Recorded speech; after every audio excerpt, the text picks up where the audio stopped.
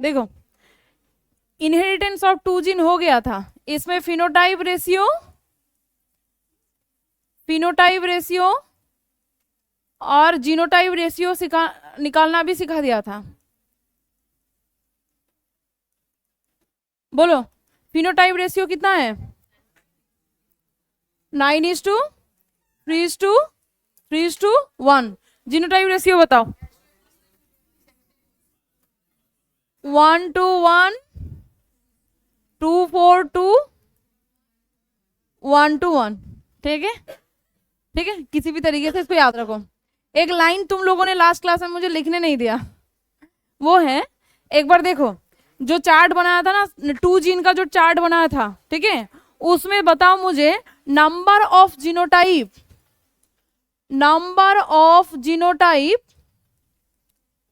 और number of phenotype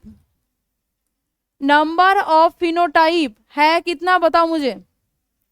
बोलो number of genotype गिनो, नंबर ऑफ फिनोटाइप गिनो। जो लास्ट क्लास में एक बॉक्स हुआ था ना, याद है, इनहेरिटेंस ऑफ टू जीन का, एक बार वो बॉक्स को उल्टाओ, उसमें देखो जीनोटाइप जैसे निकाला जाता है उसका जो प्रोसेस बताया था मैंने, उसमें जीनोटाइप में कितना लिखा था, कितना है? नंबर ऑफ जीनोटाइप में गिन के देखो 9 आएगा, ठीक है, 9 आएगा। फिनोटाइप में कितना आएगा? फिनोटाइप में 4 ही तो आ सकता है, या तो राउंड येलो आएगा, नहीं तो राउंड ग्रीन आएगा, नहीं तो रिंकल येलो आएगा, और नहीं तो लास्ट में रिंकल ग्रीन आएगा, यही तो आएगा। तो फिनोटिपिकली कितना है? ये 4 है। नंबर ऑफ जीनोटाइप अगर क्वेश्चन में पूछता है आंसर होगा 9। नंबर ऑफ फिनोटाइप अगर पूछता है नंबर होगा 4। किसके लिए? सेकेंड जीन के लिए, टू जीन के लिए, सेकेंड जीन नहीं, इनहेरिटेंस ऑफ टू जीन के लिए। लेकिन इनहेरिटेंस ऑफ 1 जीन में हमने क्या सीखा था? 1 जीन में अगर नंबर ऑफ जीनोटाइप पूछा तुम्हें, जीनोटाइप में क्या क्या आता है देखो तो, capital T, capital T, capital T, small T, capital T, small T, और स्मॉल टी, स्मॉल टी, यही तो आया था जीनोटाइप में। कितना टाइप का जीनोटाइप आया है? 1, 2, 3 टाइप का। Number of genotype for the monohybrid cross के लिए होगा number of genotype 3। Number of phenotype कितना होगा? नंबर ऑफ फिनोटाइप कितना होगा? नंबर ऑफ फिनोटाइप में मुझे बताओ, ये दोनों में, ये तीनों को क्या देखते हो? बाहर से कैसे देखते हो? और इसको कैसे देखते हो? डोवार्फ। तो कितना टाइप का होगा फिनोटाइप? 2।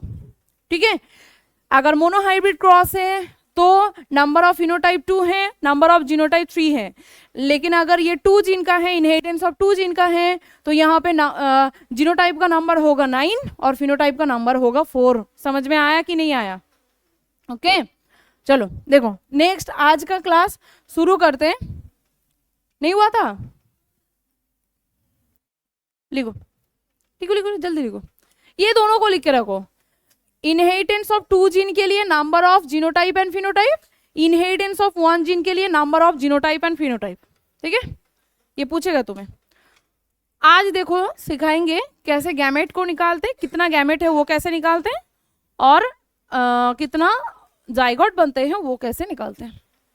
हो गया? लिख लिया? हो गया? चलो अब देखो नंबर ऑफ गैमेट कैलकुलेशन करना सिखाएंगे। नंबर ऑफ गैमेट, देखो तुम्हें ऐसा कुछ देगा, देखो ध्यान से सुनो, ऐसा कुछ देगा,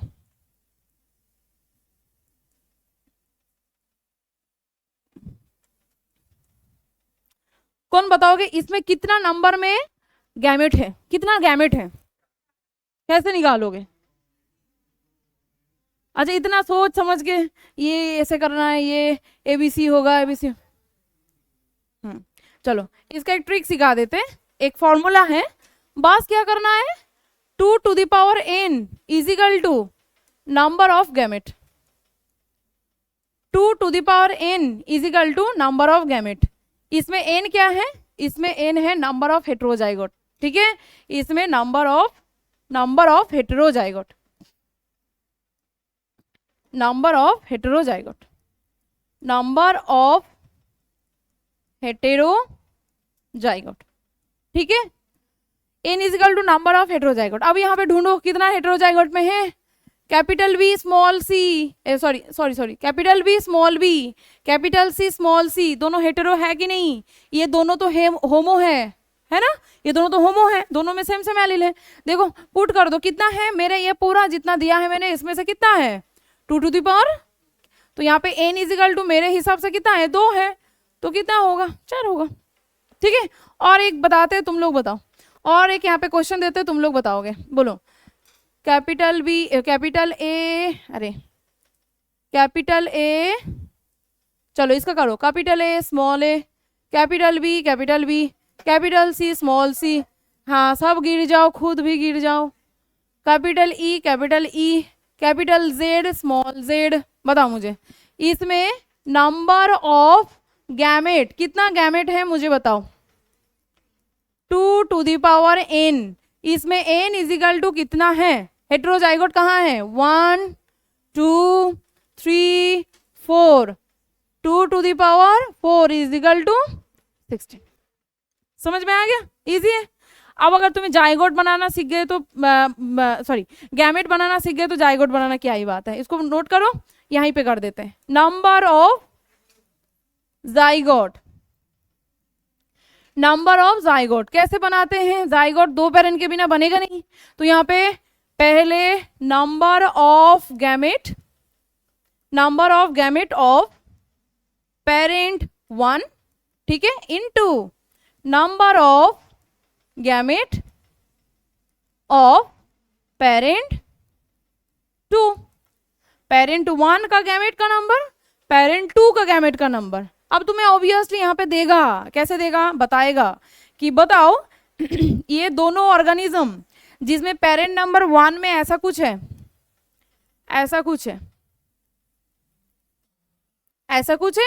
और पेरेंट 2 जो है उसमें ऐसा कुछ है,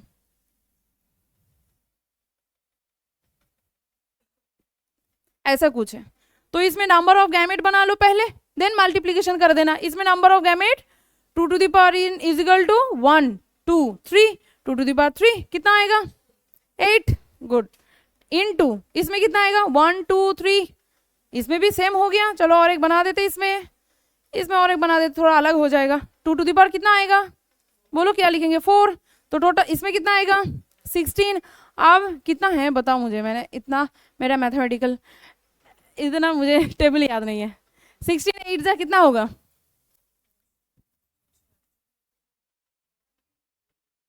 128, ठीक है 128 टोटल नंबर ऑफ जाइगोट बनेगा इसमें। बस दोनों का गैमेट लेके मल्टीप्लिकेशन कर दो और कुछ नहीं करना है।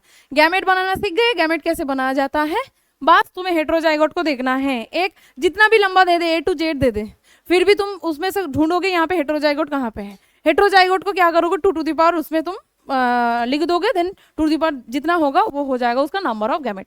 अब जाइगोट बनाना है तो 2 पेरेंट चाहिए, दोनों पेरेंट का कुछ ना कुछ यहाँ पे डेटा तुम्हें देगा उससे पहले, तो दो डेटा अगर तुम्हारे पास है, दोनों पेरेंट का अगर गैमेट तुम निकाल सकते हो तो ऑब्वियसली उन दोनों को मल्टीप्लीकेशन कर दोगे तो निकल जाएगा। समझ में आ गया, इजी है। चलो नेक्स्ट जाए हम मेंडल ने ये इनहेरिटेंस ऑफ 2 जीन से एक लॉ बनाया था, law from inheritance of 2 gene, ठीक है, और उस लॉ का नाम है थर्ड लॉ ऑफ मेंडल, और इस थर्ड लॉ का नाम है लॉ ऑफ इंडिपेंडेंट असॉर्टमेंट। देखो इसमें मेंडल ने क्या कहा था, इसमें मेंडल ने कहा था कि कोई भी एलिल एक जीन में, ऑब्वियसली एक जीन का 2 एलिल, तो एक जीन दो एलिल एक जीन में अगर वो कोई डिफरेंट क्रोमोसोम में है तो वो इंडिपेंडेंटली नेक्स्ट जो गैमेट बनेगा उसमें इंडिपेंडेंटली जाएगा, ठीक है। लेकिन ये नहीं बताया था कि, बताया था इसीलिए इसको माना नहीं जाता है। सुनो क्या बताया था पहले वो बताते हैं। देखो मेंडल ने बताया था कि द एलील्स, पहले इसको समझो, ऑफ ए जीन एक जीन का एलील अगर ये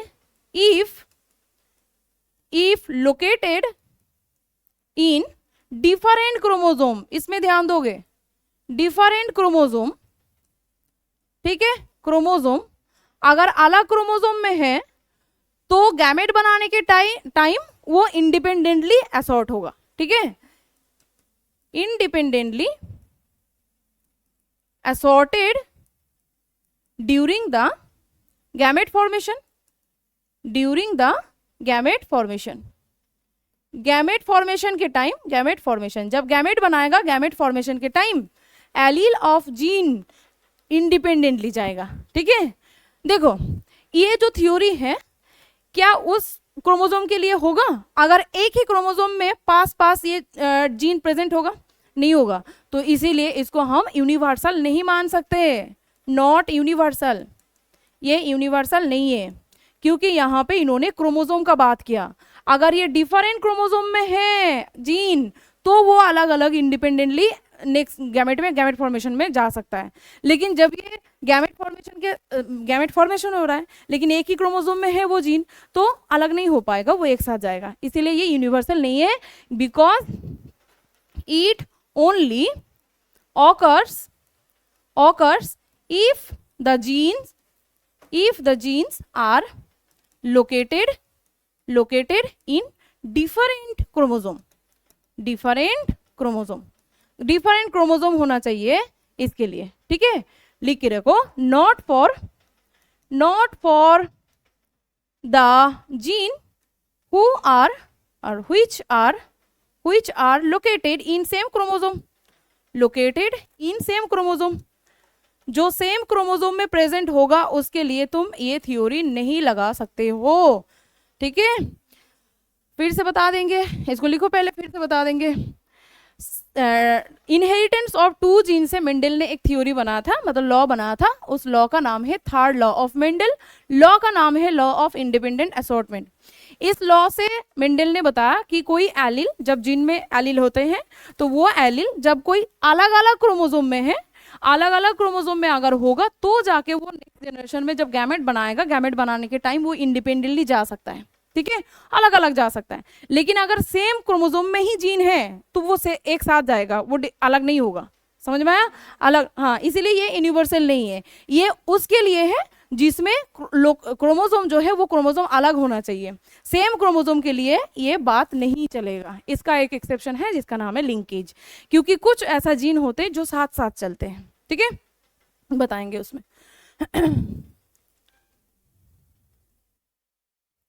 ठीक है, अब देखो हो गया, लिख लिया ये। अब देखो, अब मेंडल ने यहाँ पे, मेंडल का बात यहीं पे खत्म होते हैं, मेंडल ने इतना बात बोला था। अब देखो इसके बाद एक साइंटिस्ट आएगा जिनका नाम है मॉर्गन, ठीक है, उनका बात है यहाँ पे, उनके क्रोमोसोम के बारे में उनका भी पढ़ना है। पहले हमें पढ़ना है chromosomal theory of inheritance, chromosomal theory of inheritance, inheritance बोलो। मेंडल ने उनका जो रिपोर्ट है वो कब पब्लिश किया था? मेंडल का जो रिपोर्ट है, मेंडल पब्लिश्ड हिज रिपोर्ट, कब रिपोर्ट पास किया था? इन 1865 में, लेकिन ये अनरिकॉग्नाइज था, कब तक? But it was unrecognized up to कब तक? 1900 तक। तुम्हें पता है इसके बाद जाके 3 साइंटिस्ट आए, वो 3 साइंटिस्ट, इनका जो रिकॉग्नाइज नहीं हुआ था थ्योरी के अंदर जो चीजें, उसको फिर से रिपब्लिश किया, तो यहाँ पे फिर से रिपब्लिश हुआ था इनका जो रिपोर्ट है वो कब? इन 1900 में। ये बात हमने सीखा था, ठीक है, ये बात हमने सीखा था कि मेंडल ने इस टाइम सारे चीजें पब्लिश नहीं कर पाए थे। क्यों नहीं कर पाए थे वो क्वेश्चन आ सकता है, 1-2, ठीक है। रीजन क्यों इतना अनरिकॉग्नाइज्ड रह गया था ये पूरा उनका जो रिपोर्ट है वो, क्यों ऐसे रह गया था? एक तो not well communication, not well communication, communication उतना अच्छा नहीं था, ठीक है, एक बात तो कम्युनिकेशन उतना अच्छा नहीं था, नेटवर्क सिस्टम उस टाइम उतना अच्छा नहीं था, प्लस उन्होंने इतना ज़्यादा मैथमेटिकल इक्वेशंस इसमें डाला था, और ये बायोलॉजी में फर्स्ट टाइम, बायोलॉजिकल कोई फिनोमेनॉन में इतना सारा मैथमेटिक्स कोई ले ही नहीं पाया, ठीक है, इसीलिए एक्सेप्टेबल नहीं हुआ था।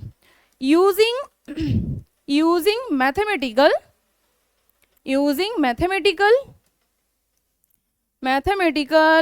कैलकुलेशन, क्या हो गया, मैथमेटिकल कैलकुलेशन ऑन बायोलॉजिकल फेनोमेनॉन,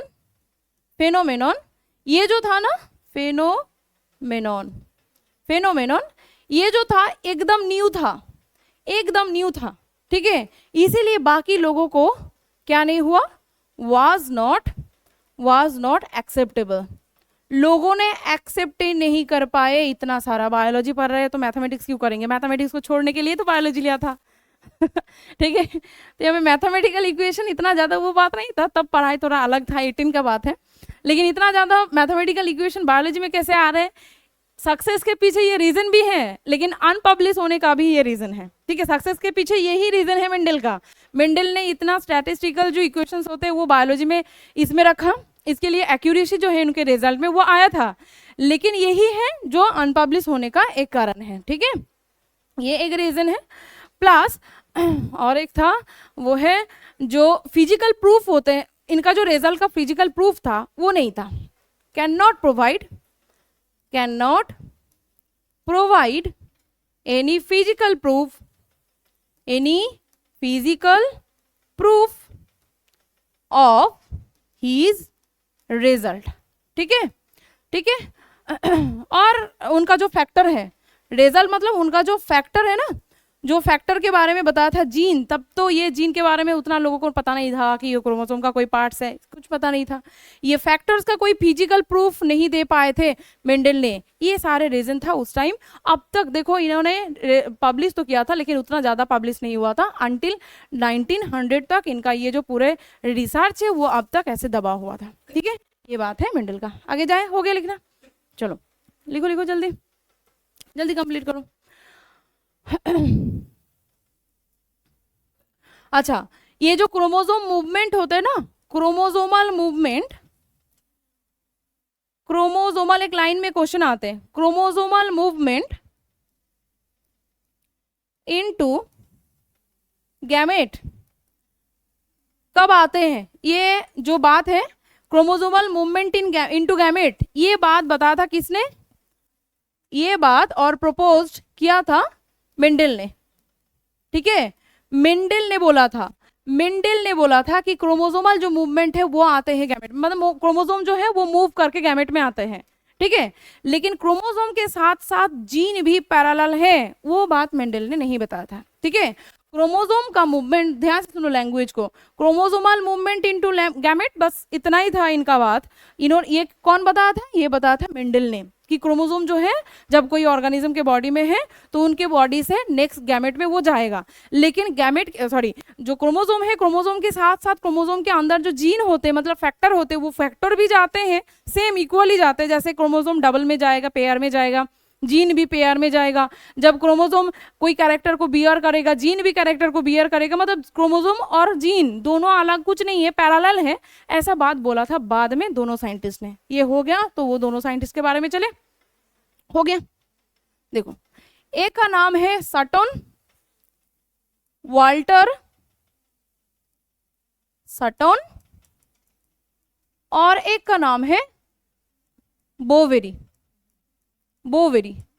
इन दोनों ने 1902 में एक्सपेरिमेंट करके बताया कि देखो क्रोमोसोम तो है ही, क्रोमोसोमल बिहेवियर तो जाते ही है, क्रोमोसोमल बिहेवियर तो नेक्स्ट जनरेशन में जाते हैं बाय द गैमेट, बट ये पैरेलल है, ये कौन बोलेगा, ये जो पैरेलल है, पैरेलल विथ किसके साथ, जीन के साथ, ये कौन बोलेगा, और मेंडेलियन फैक्टर मेंडेलियन फैक्टर के साथ जो पैरेलल है वो कौन बताएगा? ये दोनों ने बताया था, साटन एंड वोवेरी दोनों ने बताया था, ठीक है, साटन और वोवेरी दोनों ने बताया था, वाल्टर साटन और थियोडोर वोवेरी, ये दोनों ने बताया था कि क्रोमोसोम के साथ साथ, मेंडल ने क्या बोला? क्रोमोसोम मूव करता है गैमेट में। साटन और वोवेरी ने क्या बोला? क्रोमोसोम के साथ साथ जीन भी मूव करते हैं और पैरेलल है। कैसे पैरेलल है, कैसे बताया? देखो, इन्होंने बताया था, देखो क्रोमोसोम जो है, क्रोमोसोम पॉजेस क्या? फीचर्स, कोई ऑर्गेनिज्म का फीचर्स को बियर करते हैं। पैरेलली जीन्स मतलब मेंडेलियन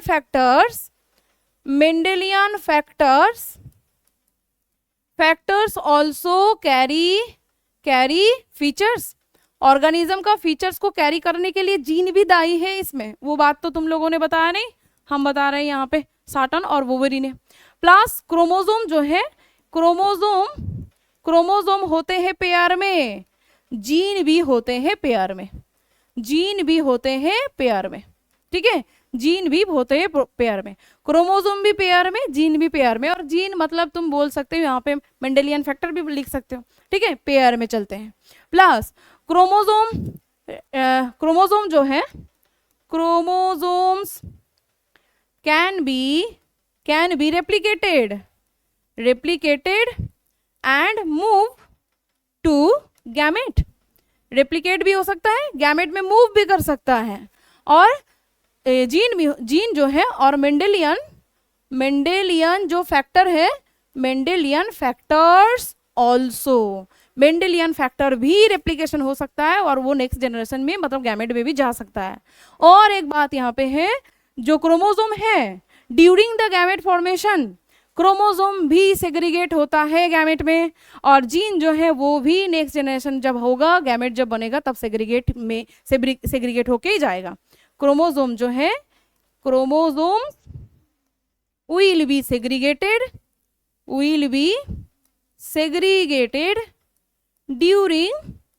during गैमेट फॉर्मेशन, जब गैमेट बनता है उस टाइम अलग हो जाते हैं। जीन जो है, gene also will be segregated और बोल सकते हो सेपरेटेड, सेग्रीगेट मतलब सेपरेटेड ड्यूरिंग गैमेट फॉर्मेशन, जब गैमेट फॉर्मेशन होता है। और एक बार बताते हैं, सुनो 1 मिनट में इसको और एक बार बताते हैं। मेंडल ने इनहेरिटेंस ऑफ वन जीन दिया, इनहेरिटेंस ऑफ वन जीन से 2 थ्योरी दिया, एक था first theory law of dominance, दूसरा था लॉ ऑफ सेग्रीगेशन, ठीक है। लॉ ऑफ डोमिनेंस का जो थ्योरी है उसका 2 एक्सेप्शन निकल के आया, एक था इनकम्प्लीट डोमिनेंस और एक था कोडोमिनेंस। सेग्रीगेशन का कोई एक्सेप्शन नहीं निकल के आया। देन दिया उन्होंने इनहेरिटेंस ऑफ सेकेंड जीन मतलब 2 जीन का एक यहाँ पे ये दिया, क्या बोलते हैं, लॉ दिया जिसका नाम है लॉ ऑफ इंडिपेंडेंट असॉर्टमेंट। इन्होंने यहाँ पे बताया जीन जो एलिल जो है जीन में, वो अगर अलग अलग क्रोमोसोम में है तब जाके वो इंडिपेंडेंटली जा सकता है, लेकिन ये बात सेम क्रोमोसोम के लिए नहीं चलेगा। अगर सेम क्रोमोसोम है तो सेम क्रोमोसोम का जो जीन होते हैं वो साथ साथ चलेगा, एक साथ चलेगा, उसको हम देखेंगे लिंकेज में ऑलवेज क्या होते हैं, मम्मी के बॉडी में कोई कैरेक्टर, कोई जीन एक ही क्रोमोसोम में है तो गैमेट में ना वो साथ साथ आना चाहेगा, टेंडेंसी होते हैं, उसको बोलते हैं रिकॉम्बिनेशन, उसको बोलते हैं लिंकेज। और उसका उल्टा होता है रिकॉम्बिनेशन। कुछ जीन होते हैं नेक्स्ट गैमेट बनाने के टाइम वो साथ साथ आना नहीं चाहते, वो अलग होना चाहते हैं, जैसे कि हम क्रॉसिंग ओवर और रिकॉम्बिनेशन में पढ़ेंगे, ठीक है। अब यहाँ पे मेंडल ने बताया था, देखो भाई क्रोमोसोम जो है वो गैमेट में आते हैं, क्रोमोसोमल बिहेवियर गैमेट में आते हैं। साटन और बोवेरी ने बताया, ठीक है तुमने जो बताया वो तो सही है, लेकिन 1902 में थोड़ा सा एडवांस होकर बताया कि क्रोमोसोम का behaviour is parallel with the gene behaviour. Chromosome जैसे नेक्स्ट गैमेट में जाएगा और उसका जो जो कैरेक्टर शो होगा, जीन भी वैसा ही कुछ करेगा। जैसे कि क्रोमोसोम जो है कोई ऑर्गेनिज्म का फीचर को बियर करेगा अपने अंदर, मतलब क्रोमोसोम देखोगे मतलब तुम उस ऑर्गेनिज्म का पूरा कैरेक्टर देख सकते हो। इसके साथ साथ तुम जीन को देखोगे तो भी बता सकते हो, gene also possess the characters of organisms. Chromosome pair में रहते हैं, जीन भी पेयर में रहते हैं। क्रोमोसोम जो है, क्रोमोसोम रेप्लिकेट हो सकता है और वो क्या हो सकता है, move to the gamete, gamete में मूव कर सकता है। जीन मेंडेलियन फैक्टर ऑल्सो, मतलब मेंडेलियन फैक्टर के साथ भी ऐसा ही होता है, मतलब जीन के साथ। क्रोमोसोम सेग्रीगेट होता है during the gamete formation, gene भी सेग्रीगेट होता है ड्यूरिंग द गैमेट फॉर्मेशन। ये तुम्हें आएगा, साइंटिस्ट का नाम याद रखना है, साटन और बोवेरी। लेकिन एक क्वेश्चन यहाँ से आते हैं, हो गया ये लिखना हो गया। एक क्वेश्चन यहाँ से आते हैं, ये जो क्या बोलते हैं क्रोमोसोमल सेग्रीगेशन ने गैमेट बनने के टाइम जो क्रोमोसोमल सेग्रीगेशन है, ये क्रोमोसोमल सेग्रीगेशन के साथ मेंडेलियन प्रिंसिपल को किसने जोड़ा था, वो बस हम याद रखेंगे सिर्फ ओनली साटन ने, ठीक है। ओनली साटन ने बताया chromosomal segregation plus Mendelian principle, बस इस लैंग्वेज से अगर क्वेश्चन आए ना, सीधा लैंग्वेज से तुम्हें क्वेश्चन पूछेगा कि क्रोमोसोमल सेग्रीगेशन और मेंडेलियन प्रिंसिपल दोनों को एक साथ बताया था किसने, साटन ने। इसमें बोवेरी का नाम नहीं आएगा, ठीक है, इसमें बोवेरी का नाम नहीं आएगा। क्वेश्चन अगर आते हैं कि क्रोमोसोम, देखो क्वेश्चन सॉल्व करोगे तुम्हें समझ में आ जाएगा कैसे क्वेश्चन होते हैं। क्रोमोसोम और जीन पैरेलल होते हैं, ये किसने बताया था, तब तुम दोनों साइंटिस्ट का नाम लेना है। लेकिन अगर ऐसे लैंग्वेज में आ गए कि क्रोमोसोमल सेग्रीगेशन और मेंडेलियन प्रिंसिपल दोनों को एक साथ मिला के किसने एक्सपेरिमेंट किया था और किसने बताया था, हमें नाम लेना है सिर्फ साटन का, बोवेरी का नहीं, ठीक है, बोवेरी का नहीं। अब चलो, ये जो सेग्रीगेशन होते हैं, एनसीईआरटी में एक डायग्राम दिया है, देखो ये ऑलरेडी तुम लोगों को पता है, डायग्राम को देख के कोई चिंता करने का कोई जरूरत नहीं है। जब ये सेग्रीगेशन होता है ना, सेग्रीगेशन होता है मतलब क्रोमोसोम जब चलता है, सेग्रीगेशन कब चलता है, मतलब क्रोमोसोम सेपरेट होके सेल डिवीजन का कौन सा स्टेज में जाते हैं, बोलो क्रोमोसोम का सेग्रीगेशन कौन सा स्टेज में होगा, माइटोसिस में होगा या मियोसिस में होगा। माइटोसिस छोड़ दो, माइटोसिस में होते हैं जो वो हमें पता है, रेप्लिकेशन होते हैं सिर्फ। लेकिन गैमेट जब बनता है तो उसमें सेल डिवीजन कौन सा है, माइटोसिस या मियोसिस। तो क्रोमोसोम जब जाएगा गैमेट बनाने के लिए तो मियोसिस से ही जाएगा ना। क्वेश्चन अगर आए कि सेग्रीगेशन जो है, ये सेग्रीगेशन ऑकर्स इन किस में, कौन सा सेल डिवीजन का कौन सा पार्ट में, एनाफेज में। मियोसिस 1 का एनाफेज स्टेज में, मियोसिस 1 का एनाफेज स्टेज में, ठीक है, एनाफेज स्टेज में। क्योंकि इससे पहले क्या होता है, मेटाफेज। मेटाफेज में क्या होता है, बीच में जो इक्वेटर रीजन है वहां पे मेटाफेज प्लेट बनाते हैं। जब तक मेटाफेज प्लेट बनाते तब तक तो वो एक ही साथ रहते हैं, याद है, दोनों तरफ से कौन आते हैं, माइक्रोट्यूब्यूलिन प्रोटीन आते हैं। माइक्रोट्यूब्यूलिन प्रोटीन जो है वो कहाँ से आते हैं, दो साइड में है सेंट्रोजोम है, वहां से आके बीच में से काइनेटोकोर रीजन में काट के दोनों क्रोमोसोम को हाफ हाफ करके दो तरफ में लेके चले जाते हैं। कौन सा स्टेज में लेके जाते हैं, एनाफेज में। इस टाइम हम इसको एनाफेजियल मूवमेंट भी बोलते हैं। जो डायग्राम है उसमें उसको देख के कोई घबराने का कोई जरूरत नहीं है, वो सेम मियोसिस के बारे में बोला है। देखो एक बार पढ़ो, मियोसिस के बारे में ही बोला है कि देखो फर्स्ट स्टेज, पहला तो बहुत ईजी है, देखो G1 में बिल्कुल क्रोमोसोम डबल है। G1 कोई गैमेट जो सेल से बनेगा वो 2 एंड सेल है ना, गैमेट जो सेल से बनेगा वो तो 2 एंड सेल है। तो इसमें क्रोमोसोम जो है वो कैसे है, क्रोमोसोम 23 पेयर में है ना, 23 पेयर में है। अब जब ये G1 स्टेज में जाएगा, सेल जो साइकिल है वो याद है, आई होप तुम्हें। सेल साइकिल को हमने ऐसे डिवीजन कर सकते हैं, G1 S G2, ठीक है। ये हमारा माइटोसिस या मियोसिस, हम यहाँ पे मियोसिस पढ़ेंगे तो ये मियोसिस है। मियोसिस का कई सारे पार्ट्स है, ठीक है। मियोसिस को 2 पार्ट में डिवाइड करेंगे, मियोसिस 1, मियोसिस 2। मियोसिस 1 का सारे पार्ट होगा 4, इसका भी होगा, ठीक है, ओके। तो यहाँ पे है, सोचो, प्रोफेज, मेटाफेज, एनाफेज, सारे 1, ठीक है। ये है टेलोफेज 1, ठीक है। तो इस रीजन में जाएंगे, लेकिन उससे पहले देखो G1, जब कोई एक सेल मियोसिस में जाएगा तो उस टाइम इस सेल के अंदर क्रोमोसोम नंबर अभी भी क्या है, 2n है। तो इसमें सारे 2n नंबर का ही होगा। अलग कहाँ पे होगा, अलग नहीं, डबल होगा। कहाँ पे होगा, S में जाके डबल होता है, ठीक है। G2 में जाते तब जाके वो डबल ही रहता है, लेकिन इस जगह में आके वो फिर से हाफ होके कहाँ चला जाता है, 2 हाफ में चले जाते हैं। देखो यहाँ पे सेल डिवीजन ज्यादा याद रखने का कोई जरूरत नहीं है, बस सिर्फ ये याद रखो ये लैंग्वेज को उस चैप्टर के साथ, क्योंकि ये सेल डिवीजन में क्या चलता है वो सेल डिवीजन का चैप्टर में सीखते हो। बस ये याद रखो जो सेग्रीगेशन है क्रोमोसोम का वो कहाँ पे चलेगा, मियोसिस 1 का जो एनाफेज स्टेज है, एनाफेज में चलेगा। ऑप्शन में रहेगा एनाफेज है, मेटाफेज है, प्रोफेज है, तो आंसर क्या होगा, एनाफेज स्टेज में सेग्रीगेशन होगा। क्रोमोसोम का सेग्रीगेशन अलग हो सकता है एनाफेज स्टेज में, ठीक है। नेक्स्ट जाते हैं, देखो अब देखो ये जो एक्सपेरिमेंट देखो, जेनेटिक्स जो है, फादर ऑफ जेनेटिक्स अगर क्वेश्चन में पूछे तो आंसर होगा ग्रेगोर जोहान मेंडल। लेकिन एक्सपेरिमेंटल जेनेटिक्स अगर क्वेश्चन पूछा, फादर ऑफ एक्सपेरिमेंटल जेनेटिक्स, वो क्वेश्चन का आंसर क्या होगा? मॉर्गन होगा, क्योंकि एक्सपेरिमेंट जो है वो दिया था मॉर्गन ने, ठीक है। तो लिखो experimental verification of chromosomal theory, experimental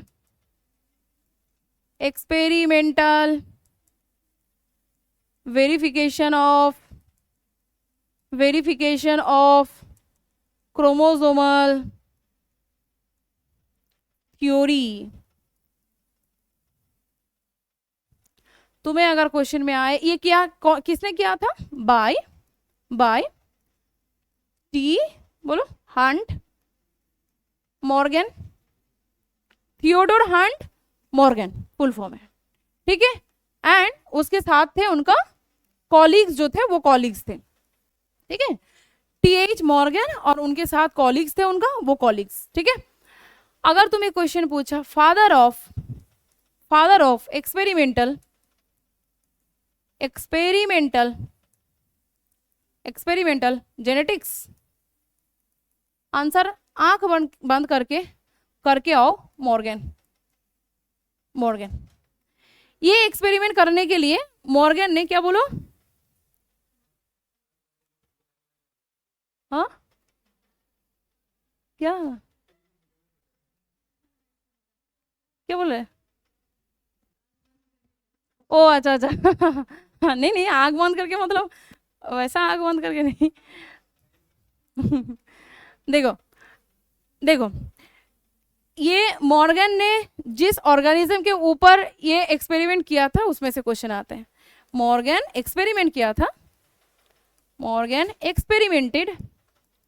experimented किसके ऊपर बोलो? ऑन ए बेचारा फ्रूट फ्लाई, मैंगो फ्लाई, बनाना फ्लाई इसको बोलते हैं। देखोगे हॉस्टल इसको भी बोलते हैं, फ्रूट फ्लाई, मैंगो फ्लाई इसको भी बोलते हैं।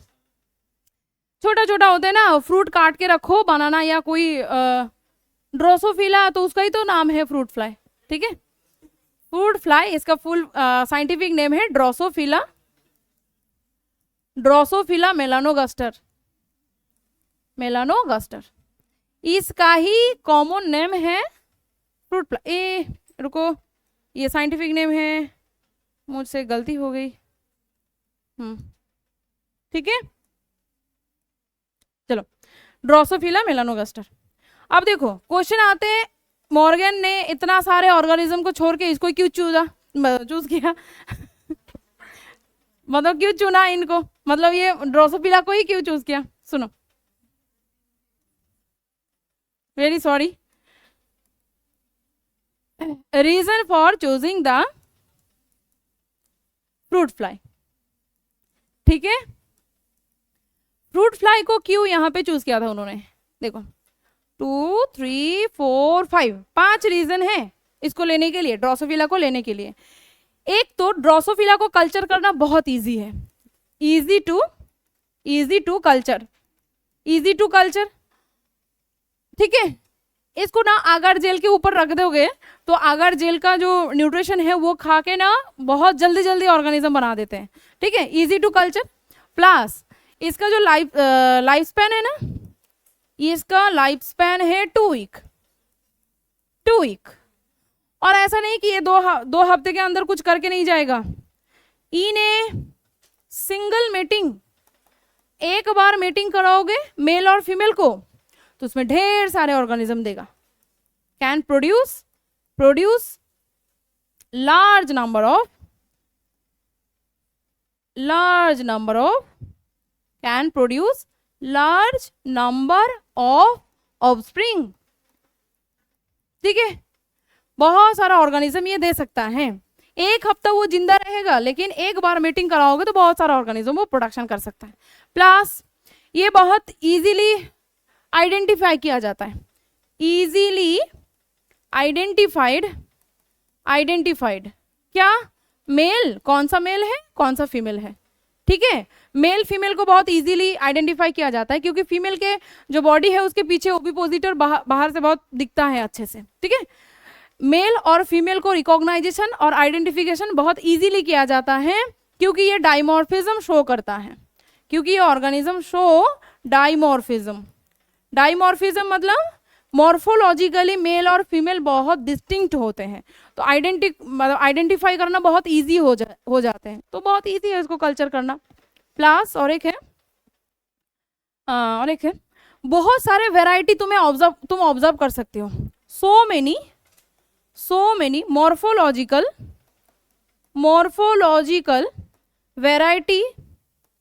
varieties can be identifiable, मतलब बहुत सारे कैरेक्टर को बाहर से देख के ही तुम आइडेंटिफाई कर सकते हो। तो इतना सारा वैरायटी देगा, जैसे कि आई कलर तुम देखोगे, पकड़ के रखो घर में, तो अगर माइक्रोस्कोप अगर है पास में तो उससे देख सकते हो कितना easily eye colour different type का तुम्हें दिखाई देगा। एक साथ है लेकिन उसमें ही variety of eye colour, variety of wing का स्ट्रक्चर, छोटा विंग, लार्ज विंग, लिंकेज का जो उन्होंने एक्सपेरिमेंट किया था वो इतना सारा कैरेक्टर के ऊपर ही किया था। बहुत सारे वैरायटी ऑफ मॉर्फोलॉजिकल कैरेक्टर दिखता है, तो इसलिए आसान है। प्लस इसको कोई भी, अच्छा बाय यहीं पे लिख के रखो, कोई भी कैरेक्टर तुम्हें देखना है ना ऑब्जर्वेबल, ऐसे मॉर्फोलॉजिकल बहुत सारे वैरायटी भी है, और वो bye visible by simple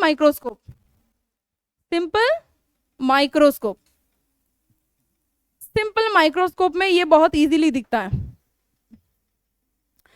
simple microscope में ये बहुत इजीली दिखता है,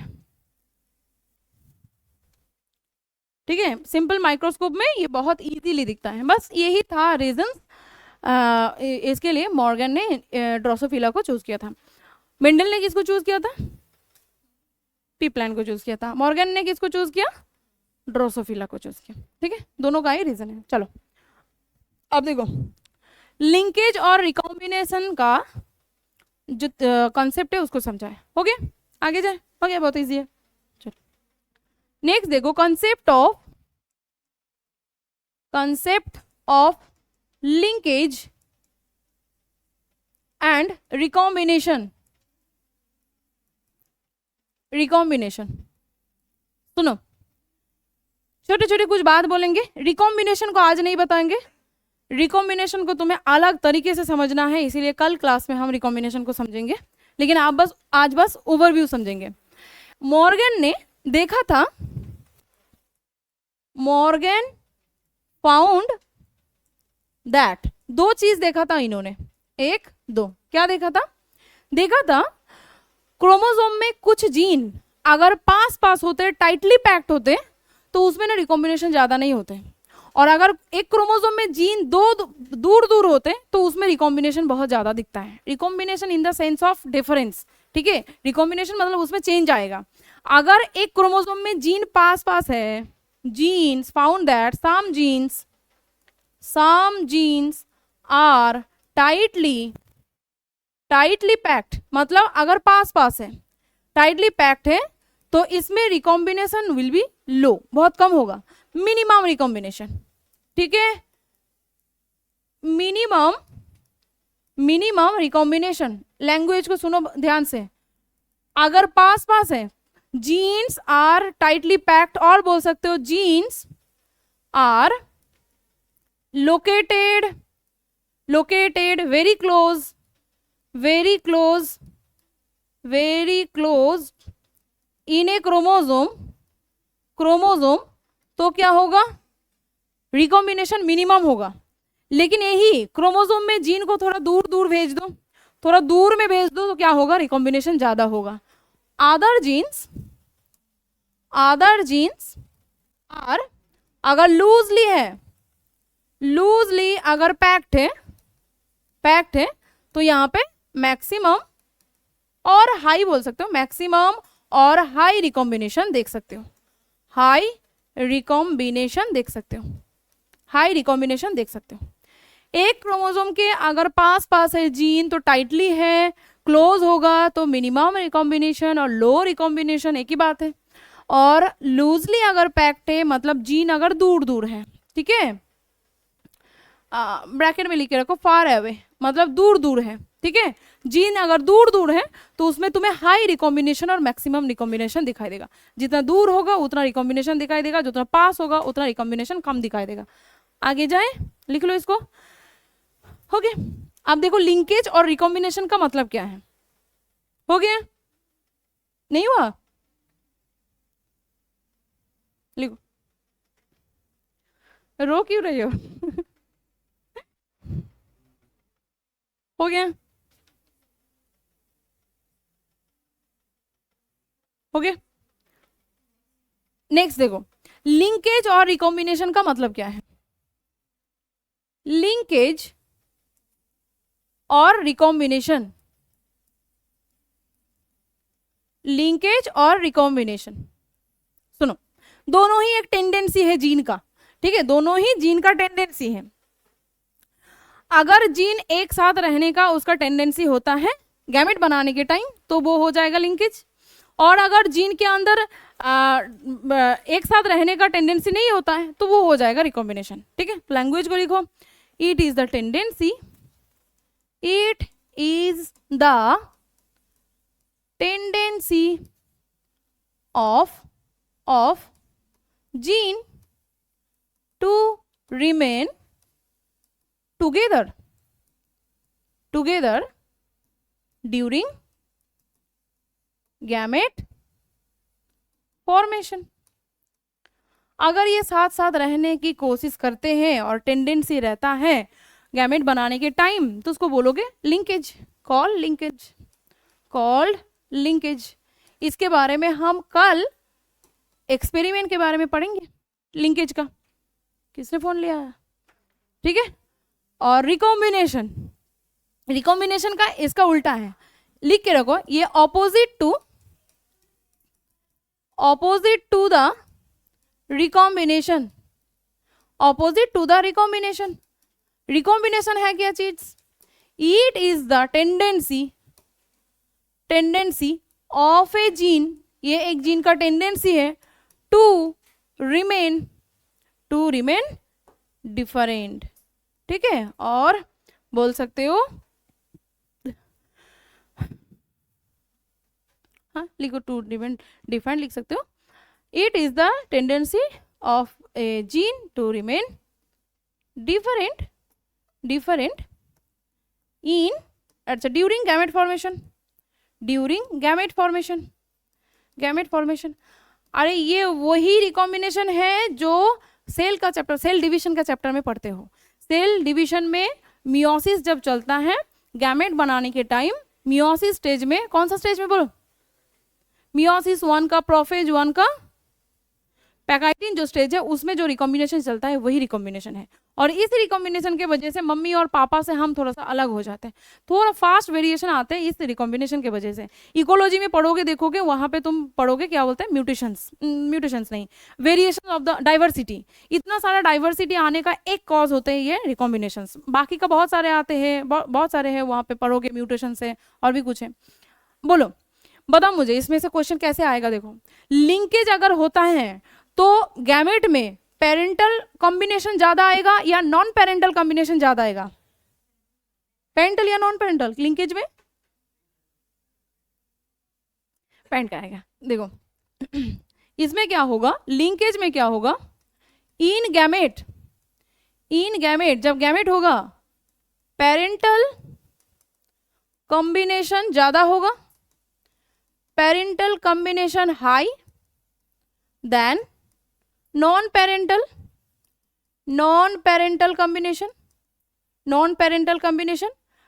ठीक है। मतलब पेरेंट के बॉडी में जो कैरेक्टर्स है, लिंकेज अगर हो रहा है तो नेक्स्ट जनरेशन में वही तो आएगा ना, लिंक हो रहा है, मतलब लिंक से याद रखो, लिंक हो रहा है, टेंडेंसी है सेम रहने का। मम्मी के बॉडी में जो जीन है वही बच्चे के अंदर जाने का टेंडेंसी है, वो है लिंकेज। तो मम्मी और पापा कोई भी है, गैमेट किसी का भी बन रहा है, उसके बॉडी में से जब गैमेट बनेगा उसमें पेरेंटल कॉम्बिनेशन ज्यादा होगा कि नहीं होगा, ऑब्वियसली ज्यादा होगा, ठीक है, ज्यादा होगा। लेकिन रिकॉम्बिनेशन हो गया तो, रिकॉम्बिनेशन और क्रॉसिंग हो गया तो क्या होगा, इसका उल्टा होगा। तो ये फास्ट तो ये लिखना चाहिए, ऑपोजिट टू लिंकेज, लिंकेज का उल्टा है।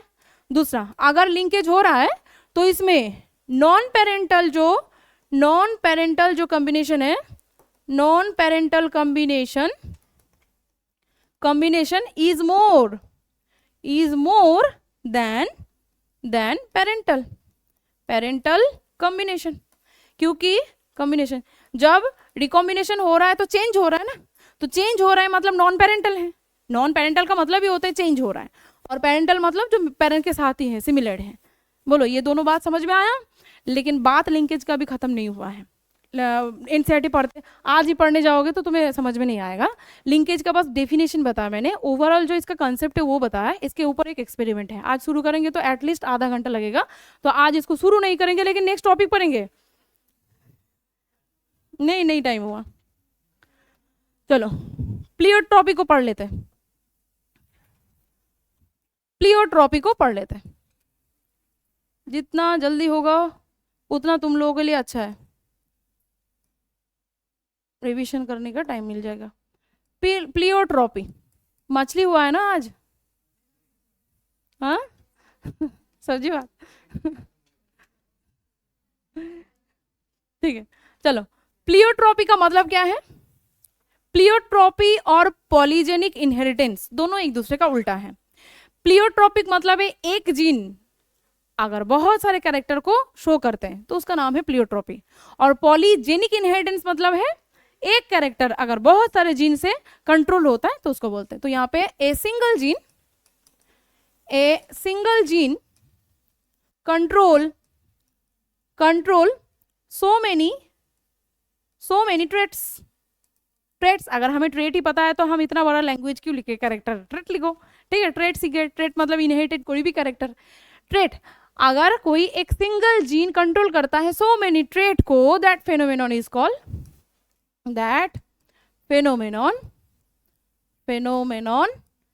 कॉल्ड, इसको बोलेंगे हम प्लियोट्रॉपी। ठीक है। अब देखो यहां से तुम्हें एग्जाम, अच्छा यहाँ पे लिखो ऑपोजिट टू, ये किसका ऑपोजिट है? Opposite to polygenic inheritance. ट्रॉपी नहीं बना है, ठीक है। देखो ऑपोजिट टू पॉलीजेनिक इनहेरिटेंस, ठीक है।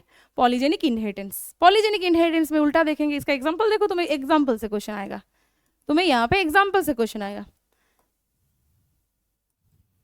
देखो एक जीन बहुत सारे कैरेक्टर को शो करता है, जैसे कि एक एग्जांपल है, देखो बी जीन, ठीक है। बी जीन नाम दिया गया था, बी जीन पी प्लांट के लिए। बी जीन एक नंबर में, B gene of pea plant. B gene किसको किसको कंट्रोल करता है?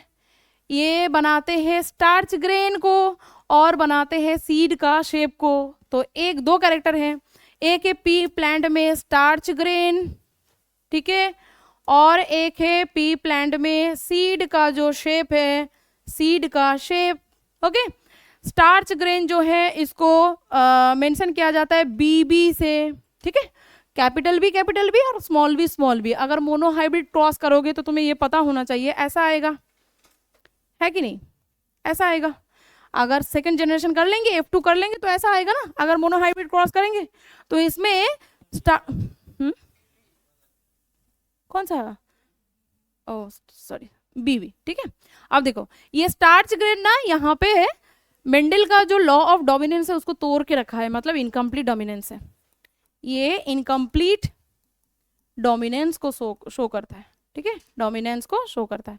तो बताओ ये जो है इसमें बहुत सारा लार्ज अमाउंट में स्टार्च होगा, लार्ज अमाउंट में ये स्टार्च होगा, लार्ज अमाउंट स्टार्च ग्रेन, ठीक है।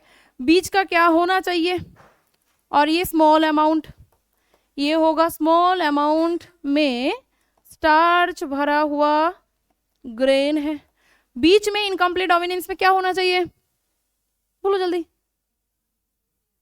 अलग तरीका मतलब इंटरमीडिएट। क्या आएगा? इंटरमीडिएट आएगा, ठीक है, इंटरमीडिएट आएगा, ठीक है। ये कैरेक्टर को शो करते हैं B gene plus B gene.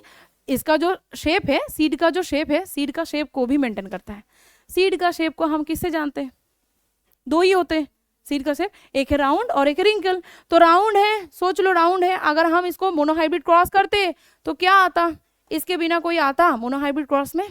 तो ये कैसा होगा, राउंड होगा, ठीक है ना। ये कैसा होगा, ये कोई ये कोई इनकम्प्लीट डोमिनेंस शो नहीं करते, ये बिल्कुल मेंडल का मानते हैं बात। ये क्या होगा, ये भी राउंड होगा, ये क्या होगा, रिंकल होगा। ये दोनों character are maintained by a single gene call BG, ठीक है। दूसरा एग्जांपल ले लेते हैं, चलो। पीकेयू सुना है, PKU phenyl ketonuria, PKU phenyl ketonuria. चलो नेक्स्ट, अच्छा नेक्स्ट पेज में करते हैं, यहाँ पे नहीं भरेगा, जाए नेक्स्ट पेज में। हो गया, लिख लिया, पीकेयू के बाद नेक्स्ट पेज में करते हैं, जाए। सुनो, सेकेंड जो एग्जाम्पल है ऐसे प्लियोट्रोपिका, that is PKU phenylketonuria, ठीक है। ये एक डिजीज है, कैसा डिजीज है, जेनेटिक है, ठीक है, जेनेटिक डिसऑर्डर है, डिसऑर्डर है। इसमें क्या होता है, बॉडी में जो फिनाइल एलानिन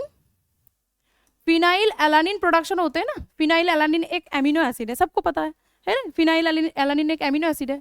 ये एमिनो एसिड ना टायरोसिन में बदल जाते हैं, टायरोसिन में बदल जाते हैं, किससे बदलते हैं, टायरोसिन में बदल जाते हैं बाय और एक एंजाइम के हेल्प से बदलते हैं। कौन सा एंजाइम, फिनाइल, बोलो, hydroxylase, phenyl alanine hydroxylase, phenyl alanine hydroxylase, hydroxylase, ठीक है, नॉर्मल टाइम में। अब बोलो, जो जीन फिनाइल एलानिन हाइड्रोक्सिलेज बनाने के लिए है, ऑब्वियसली कोई एंजाइम है, ये एंजाइम ऑब्वियसली किसके थ्रू बनेगा, ये कोई जीन तो यहाँ पे मेंटेन करेगा उसको बनाने के लिए। तो यहाँ पे बनाने के लिए अगर म्यूटेट हो गया, तो अगर if mutation occurs, if mutation occurs in the gene, वो gene which make these enzyme, अगर ये एंजाइम में बहुत ज़्यादा एंजाइम को बनाने के लिए जो जीन चाहिए था, वो जीन अगर म्यूटेटेड हो गया, कलर दिख रहा है ना, ओके देखो, अगर म्यूटेटेड हो गया तो बॉडी में किसका एक्युमुलेशन हो जाएगा, हाँ, yes, accumulation of phenyl alanine, accumulation of phenyl alanine ज्यादा बढ़ जाएगा, और इसके लिए जो डिजीज होगा, मेंटल प्रॉब्लम हो जाएगा, मेंटल रिटार्डेशन आना शुरू हो जाएगा, मेंटल रिटार्डेशन। और क्या होगा, स्किन का कलर चेंज होता जाएगा, प्लस हेयर का रिडक्शन होना शुरू हो जाएगा, reduction of hair, plus body skin pigmentation. देखो मैंने तुम्हें पिगमेंटेशन यहाँ पे डिजीज भी बता दिया, डिजीज क्या है, प्लस उसके साथ बता दिया कितना कैरेक्टर्स इसमें देखो मेंटेन हो रहा है। एक चीज की वजह से कितना सारा बॉडी में कैरेक्टर्स का लॉस हो सकता है, ठीक है। तो एक जीन, ये जो जीन है कहाँ गया, ये जीन जो फिनाइल एलानिन नाम का एंजाइम को, फिनाइल एलानिन हाइड्रोक्सिलेज नाम का एंजाइम को बना रहा था, उसका खराबी के वजह से इतना सारा कुछ बॉडी में चेंजेस आ रहा है। समझ में आ रहा है कि नहीं आ रहा है, एक जीन इतना सारा कैरेक्टर के लिए दायी है कि नहीं, ठीक है। डिजीज को भी बता दिया, अगर डिजीज से क्वेश्चन आया कि होता क्या है, बॉडी मेंटल रिटार्डेशन होता है। मेंटल रिटार्डेशन मतलब मेंटल ब्रेकडाउन, मेंटली आईक्यू बढ़ता नहीं है, आईक्यू कमता जाता है, ठीक है, ठीक है। देखो और एक बार इसको बता देते, सुनो, पीकेयू एक डिजीज है which is one type of genetic disease है। बॉडी में नॉर्मली जो एमिनो एसिड फिनाइल एलानिन होते हैं, ये टायरोसिन में बदल जाते हैं नॉर्मली बाय एक एंजाइम, जिस एंजाइम का नाम है फिनाइल एलानिन हाइड्रोक्सिलेज। ये एंजाइम को बनाने के लिए ऑब्वियसली तुम्हें पता है थोड़ा थोड़ा, इसके जेनेटिक्स का सेकंड चैप्टर में पढ़ोगे, बॉडी में कोई भी कैरेक्टर हमारा जीन अकेले नहीं करता है, कुछ जीन है, जीन कुछ प्रोटीन को बनाएगा by the transcription actually DNA का पार्ट से ट्रांसक्रिप्शन से प्रोटीन बनेगा, वही प्रोटीन जाके बॉडी का कैरेक्टर बनाएगा। तो उनमें से सोचो ये एंजाइम ऐसा कुछ है जो बॉडी में क्या करेगा, इस एंजाइम को बनाते हैं, इस मतलब ये जीन इस एंजाइम को बनाते हैं और इस एंजाइम की वजह से फिनाइल एलानिन टाइरोसिन में बदल जाते हैं, बॉडी में एक्यूमुलेशन नहीं होते हैं। बॉडी में अगर ये जीन में कोई खराबी हो गया एंजाइम नहीं बनेगा, अगर ये एंजाइम नहीं बनेगा तो ये एक्यूमुलेशन ऑफ क्या हो जाएगा, फिनाइल एलानिन हो जाएगा और इसके ये ज़्यादा होने की वजह से इतना सारा कुछ प्रॉब्लम में बॉडी में होता जाएगा, मेंटल रिटार्डेशन होता जाएगा, रिडक्शन ऑफ हेयर होता जाएगा, बॉडी पिगमेंटेशन में प्रॉब्लम हो जाएगा। समझ में आ गया, पीकेयू भी समझा दिया। और एक एग्जांपल है देखो HbS, देखो इसको बस लिख के रखो HbS, सिकल सेल एनीमिया में बताएंगे, थोड़ा एग्जांपल में लिख के रखो। देखो ये मेंटेन नहीं करना है, ये मेक क्या बनाते हैं, आरबीसी को मेक आरबीसी सिकल शेप। अगर आरबीसी को सिकल शेप बना देते तो डिजीज का नाम क्या हो जाएगा, सिकल सेल एनीमिया हो जाएगा। प्लस मेक, सिर्फ इतना ही नहीं, ऑल्सो मेक अदर एनीमिया, ठीक है, सिर्फ यही नहीं करते हैं, अदर एनीमिया भी ये बना सकता है HbS। सिकल सेल एनीमिया के बारे में हम डिटेल में बात करेंगे, जो डिसऑर्डर्स होते हैं उस डिसऑर्डर में बात करेंगे। यहाँ पे बस प्लियोट्रोपी का एग्जांपल 3 देखा हमने, है ना, 3 एग्जांपल देखा। बताओ फर्स्ट एग्जांपल क्या देखा, बी जीन पी के अंदर, ठीक है, पी के अंदर 2, एक स्टार्च के ग्रेन के लिए और एक है स्टार्च ग्रेन के लिए और एक है शेप के लिए। दूसरा पीकेयू में देखा और हमने देखा HbS, ठीक है। नेक्स्ट क्लास में हम लिंकेज पढ़ेंगे और इसका जो उल्टा और एक प्रोसेस है पॉलीजेनिक इनहेरिटेंस, उसको पढ़ेंगे, ठीक है।